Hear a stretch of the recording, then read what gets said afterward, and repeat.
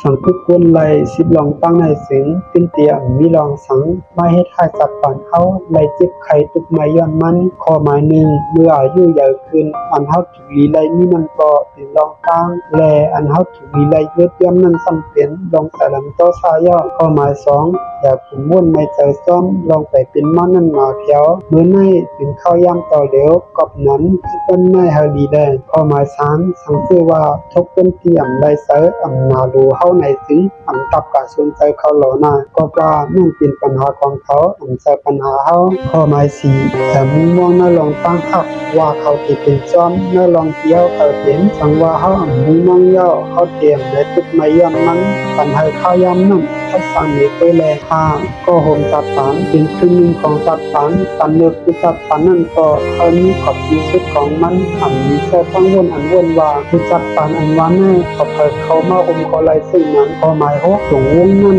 ลองต่อจัดปันเขาถึง90%แล้วเขาอยู่ในตรงวงคนกัดแขนมาก็เขาตีเป็นคนกัดแขนก็ที่หกเย้าด้วยกาสังเขาอยู่หน้าตรงวงคนยามคุยอา